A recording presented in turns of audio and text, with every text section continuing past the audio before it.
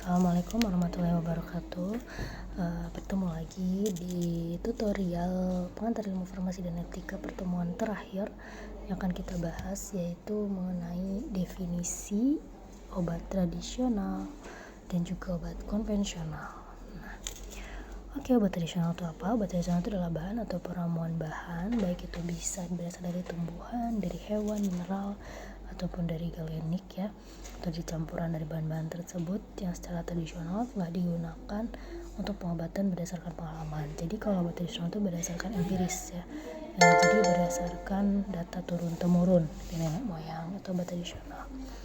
Nah selanjutnya, kenapa sih obat tradisional itu bertahan hingga saat ini? Padahal banyak sekali obat-obat kimia juga ya, tapi obat tradisional masih tetap bertahan.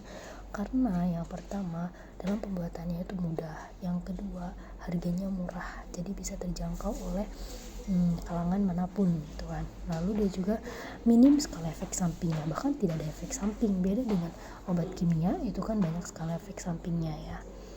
Nah lanjut, bagaimana dengan jenis-jenis obat tradisional? Yang pertama itu ada jamu. Jadi kalau jamu itu tidak perlu pembuktian ilmiah secara klinis. Jadi jamu itu nggak perlu pembuktian ilmiah secara praklinis ataupun secara klinis. Jadi nggak perlu diuji menggunakan hewan coba, nggak perlu juga diuji di manusia gitu. Jadi cukup empiris aja, atau cukup adanya turun temurun dari nenek moyang, pengalaman dari temurun gitu kan. Nah itu namanya jamu. Yang kedua itu namanya obat herbal terstandar atau OHT. Nah kalau OHT ini perlu dilakukan uji praklinik, jadi dia perlu dilakukan uji ke hewan coba, baik itu ke tikus, ke mencit, ke kelinci gitu ya. Nah kalau fitofarmaka itu sudah terbukti keamanannya, baik itu menggunakan uji praklinik seperti yang tadi hewan coba, ataupun juga uji klinis langsung ke manusia. Nah lanjut, ini logo obat tradisional. Logo jamu itu seperti ini, jadi dia ada ranting daun terletak di dalam lingkarannya. Lalu kalau obat herbal terstandar atau HT, ini lambangnya atau logonya itu seperti ini, jadi dia berupa lingkaran yang berisi jari-jari daun 3 pasang, ada 3 pasang di sini. Nah lalu kalau fitofarmaka itu dia lingkaran tepinya warna hijau dan simbolnya itu mirip bintang di dalamnya, seperti bintang ya. Nah lanjut, nah ini ada kriterianya kurang lebih sama seperti yang tadi ya. Kalau jamu itu dia lebih kepada data empiris pengalaman, kalau herbal terstandar itu menggunakan uji praklinik, kalau fitofarmaka itu sudah ke praklinik dan juga ke klinik. Itu kata kuncinya ya. Lanjut, nah ini ada contohnya, contoh obatnya. Yang jamu itu contohnya ini ada buyung upik dan lain-lain. Obat-obat standar ada OB herbal dan lain-lain, fitofarmaka ada stimuno dan lain-lain. Nah, bisa kalian lihat ya. Selanjutnya ada tahap pembuatan obat herbal terstandar. Tahapannya itu yang pertama yaitu studi pustaka atau seleksi. Jadi kalian melakukan seleksi terlebih dahulu dengan berbagai macam pustaka, jurnal-jurnal yang terpercaya, yang bereputasi, terpublish gitu ya. Nah itu kalian bisa pelajari terlebih dahulu. Setelah itu baru kalian susun formulasi khasiatnya berdasarkan pedoman rasionalisasi. Lalu setelah itu kalian susun formulasi bentuk sedianya, misalkan mau dibentuk tablet kah atau effervescent kah dan lain-lain. Lalu setelah itu kalian uji sensoris ya berdasarkan dari organoleptiknya. Lalu setelah itu kalian perkiraan khasiatnya. Setelah itu baru diuji praklinis ke uji hewan coba. Nah sampai pada uji toksisitas di hewan coba itu, jadi uji sifat toksik atau racun obatnya gitu ya terhadap hewan coba. Nah ini obat herbal standar, jadi hanya sampai pada uji praklinis saja. Nah lanjut yaitu standarisasi. Kalau standarisasi itu fungsinya untuk menjamin bahwa memang produk akhir dari obat tradisional itu mempunyai nilai parameter yang konstan dan memang sudah ditetapkan terlebih dahulu.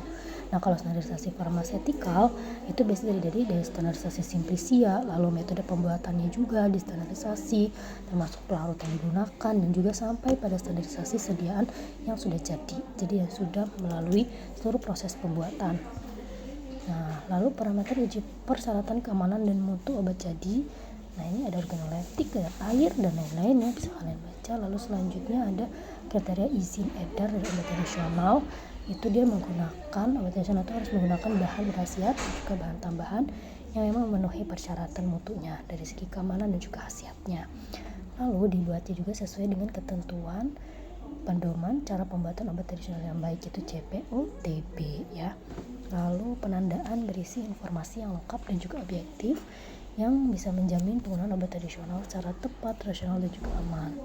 Nah, terus selanjutnya ciri obat tradisional yang baik itu yang pertama itu dilarang mengandung bahan kimia sintetis yang berkhasiat obat. Jadi kalau obat tradisional kan berasal dari bahan alam, jadi tidak boleh dicampur dengan bahan kimia ya.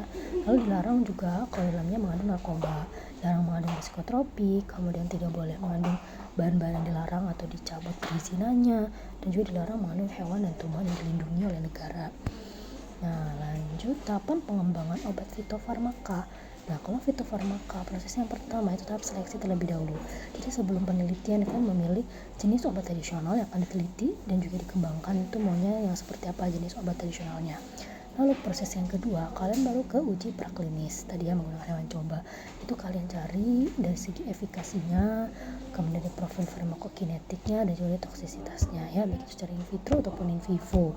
Jadi in vitro itu bisa dari mesin ya, dari alat-alat itu seperti spektrofotometer gitu kan. Nah, itu baik itu dari segi in vitro atau bisa juga in vitro itu alat yang memang dibuat sama seperti organ makhluk hidup gitu. Kalau in vivo itu dia langsung diberikan pada organ makhluk hidupnya gitu kan. Lalu proses ketiga itu uji toksisitas. Nah, dilihat uji toksiknya seperti apa, baik itu dari toksisitas akut dan lain-lain ya.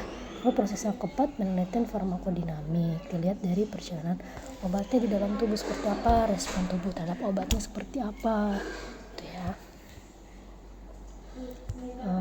Selanjutnya yaitu penelitian farmakodinamik berupa uji klinis. Nah, kalau bagian uji klinis itu ada fase pertama, itu diujinya oleh sukarelawan yang sehat. Jadi dia sehat, tidak punya penyakit, lalu kita lihat hubungan dosis dengan efek dan juga profil farmakokinetiknya. Nah, fase kedua itu dilihat efikasinya pada penyakit yang diobati. Jadi menggunakan sukarelawan yang memang sakit ya, tergantung pada penyakit yang mau kita teliti apa. Jadi kita lihat efek potensialnya seperti apa, efek sampingnya seperti apa, efek toksiknya seperti apa. Nah, di fase 3 baru disebut dengan definitif. Nah, di sini melibatkan kelompok besar pasien. Jadi lebih banyak lagi kelompoknya. Nah, lalu dibandingkan efek dan keamanannya terhadap obat pembanding. Jadi fase ketiga itu ada obat pembandingnya, obat yang memang sudah beredar di pasaran gitu ya. Fase keempat baru setelah itu obatnya dipasarkan. Nah, disitu juga masih dilakukan studi pasca pemasaran. Jadi dilihat tuh nilai terapeutik dan juga pengalaman jangka panjang penggunaan obat tersebut, apakah aman kalau jangka panjang atau ada efek sampingnya gitu. Nah, selanjutnya yaitu perbedaan obat sintesis dan obat tradisional. Yang pertama, efek samping obat tradisional itu tidak sebanyak obat sintetis ya. Obat sintesis itu dia lebih banyak efek sampingnya. Cara kerja obat tradisional itu lebih lambat dari obat sintesis. Makanya kenapa obat sintesis atau obat kimia itu sebagai terapi utama, sedangkan obat tradisional itu hanya sebagai penunjang atau penambah gitu ya, bukan sebagai terapi utama, karena memang cara kerja obatnya itu lebih lambat, lebih lama dibanding obat kimia. Lalu obat sintesis itu bekerja untuk meredam gejala sakit. Jadi kalau obat tradisional itu berperan dalam menyeimbangkan fungsi organ dalam tubuh supaya dapat bekerja dengan baik lagi. Obat sintesis terbuat dari bahan kimia. Tradisional itu berasal dari spesies alami. Tadi bisa dari tanaman, hewan, ataupun dari mineral. Nah, sekarang ada studi kasus BKU dalam obat tradisional. Jadi ada kasus di mana obat tradisional itu mengandung bahan kimia obat, sedangkan tadi sudah disebutkan bahwa obat tradisional itu tidak boleh mengandung bahan kimia ya. Nah, kemungkinan terjadinya kasus seperti ini itu disebabkan karena kurangnya pengetahuan produsen akan adanya bahaya jika mengonsumsi bahan kimia obatnya secara tidak terkontrol, baik dosis maupun cara penggunaannya.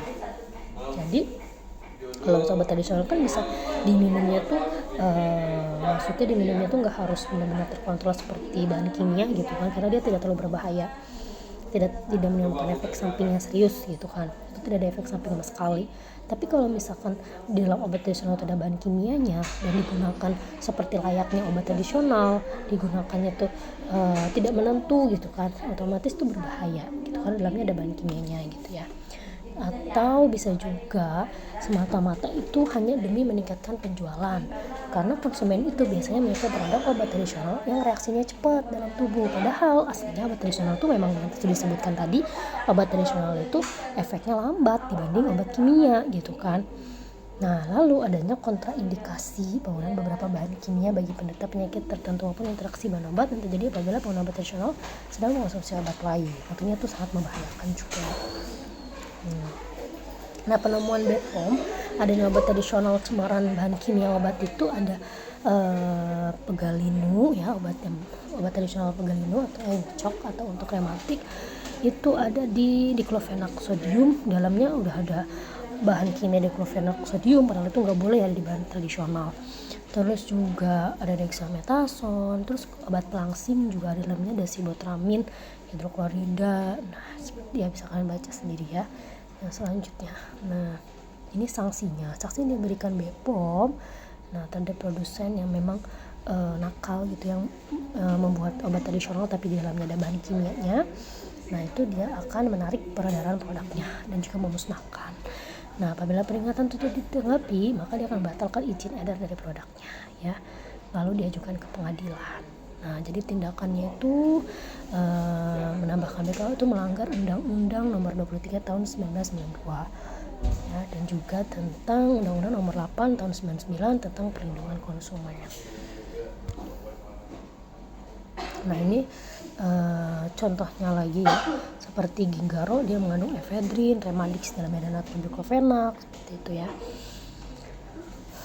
Oke, jadi untuk pertemuan terakhir kita di tutor pengantar ilmu farmasi dan etika sudah selesai, sudah sini. Nanti kita lanjut dengan ujiannya. Semoga kalian berhasil. Terima kasih. Wassalamualaikum warahmatullahi wabarakatuh.